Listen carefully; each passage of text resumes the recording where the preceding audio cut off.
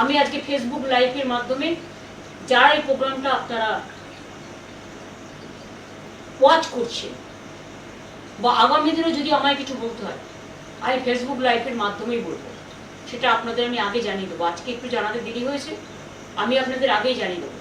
কারণ এখন কোনো মিডিয়া মানুষের মিডিয়া নয়, গদি মিডিয়া, তারা সত্যিটা মানুষের কাছে তুলে ধরবে। কাজে আমার অস্ত্র আমার ফেসবুক লাইভ, আমার ফেসবুক ফেস টাইমটা দেখবেন, ফেসবুক লাইভটা দেখবেন, পার্টির টুইটারটা দেখবেন, পার্টির হ্যান্ডেলগুলো দেখবেন। সেখানে আপনারা আমাদের যে মতামত সেই মতামত জানবেন। আর মানুষের জন্য এই রাষ্ট্রীয় সন্ত্রাসের বিরুদ্ধে আইনের লড়াইয়ে আমি নিজেও কাঁধে কাঁধ মিলিয়ে লড়াই করব। আমি দেখব ভারতবর্ষের সংবিধান বড় না বন্দুকের নল বড়। আমি এটুকু বলে আজকে আপনাদের সকলকে ধন্যবাদ এবং নমস্কার জানিয়ে আজকের মতো শেষ করছি। কিন্তু আমি আবার আসবো, আর যখন আসবো আমি আগে থেকে আপনাদের জানিয়ে দেবো। আমি কিন্তু এখন কোনো মিডিয়ায় যাচ্ছি না। নমস্কার। তো দর্শক, আপনারা দেখলেন প্রাক্তন মুখ্যমন্ত্রী মমতা ব্যানার্জি, তৃণমূল সুপ্রিমো মমতা ব্যানার্জি, তিনি গতকাল ফেসবুক লাইভ করেছেন এবং বলছেন যে এখন নাকি তিনি আর মিডিয়ার উপর ভরসা রাখতে পারছেন না, কারণ এখন আর মিডিয়া সত্যিটা দেখায় না, মিডিয়া সত্যি খবর বলছে না, কাজেই তিনি ভরসাও করতে পারছেন না। তো এর পরের থেকে তিনি যা বলবেন, যা করবেন সেটা সোশ্যাল মিডিয়ায়, ফেসবুকের মধ্যে, এবং পার্টির কর্মীদের আরও যারা আছেন তৃণমূল, তাদেরকে বললেন যে পার্টির হ্যান্ডেল দেখতে, এক্স টুইটার দেখতে। তো যাই হোক, মেন কথা হচ্ছে মমতা ব্যানার্জি, তৃণমূল সুপ্রিমো মমতা ব্যানার্জি, তিনি আর এই সাংবাদিকদের উপর, মিডিয়ার উপর ভরসা রাখতে পারছেন না। এরা নাকি গদি মিডিয়া হয়ে গেছে। তো তিনি এখন ফেসবুকের মধ্যে, মানে সোশ্যাল মিডিয়ার মধ্যে ভরসা পেয়েছেন এবং সোশ্যাল মিডিয়ায় নাকি অস্ত্র। খুব ভালো কথা। আজকের দিনে এটা প্রমাণ হয়ে গেল যে আমরা যারা সোশ্যাল মিডিয়ায় কাজ করেছি এবং এই তৃণমূলের যাবতীয় দুর্নীতি, যাবতীয় চুরি এবং একাধিক নেতাদের যে অহংকার, যে দলের হয়ে লড়াই করার পরে সাধারণ জনগণের নাকি তারা জনপ্রতিনিধি এবং বাংলার মানুষ তাদেরকে ভোট দিয়ে জিতিয়েছিলেন, তারপরে তারা হয়ে গেলেন একাধিক রাজা, আবার কেউ হয়ে গেলেন গুন্ডা, দাদা, তাদের উপর দিয়ে আর কোনো কথা বলা যাবে না।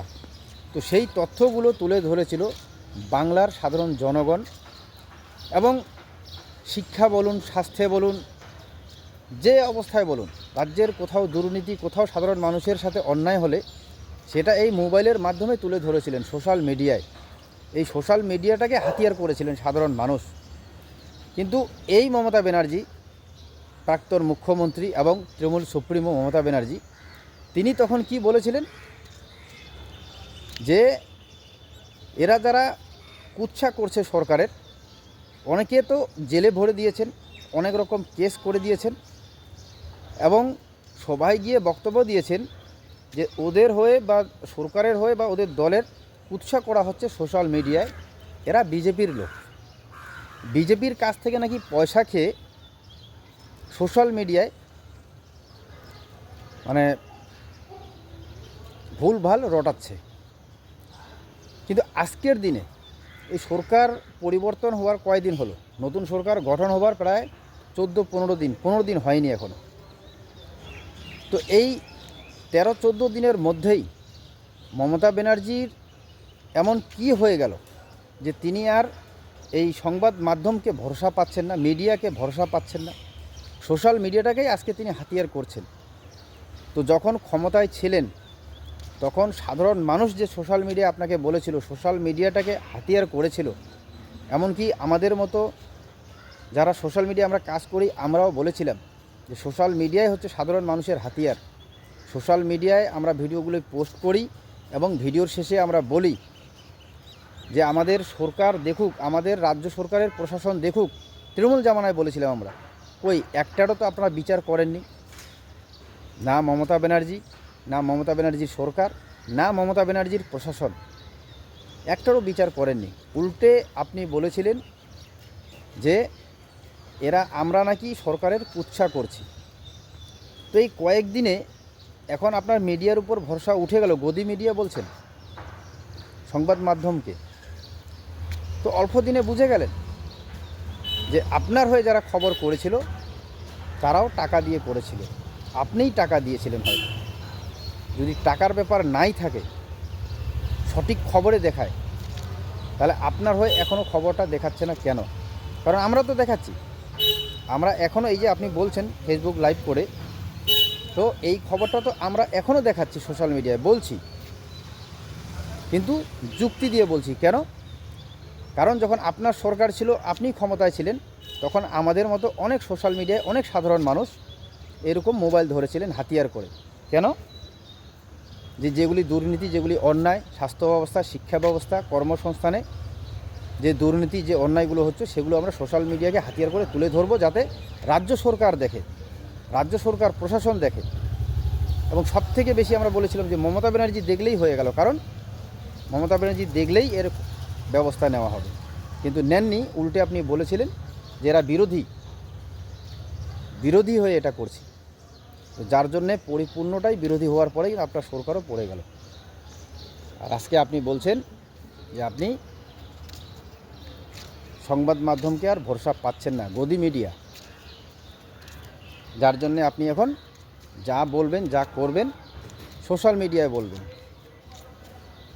সোশ্যাল মিডিয়া এই মোবাইলটাকে হাতিয়ার করবেন, এই তো হচ্ছে ঘটনা। তো কি বলবেন জনগণ বা যারা এই প্রতিবেদন দেখলেন? আপনারা কিন্তু অবশ্যই বলবেন।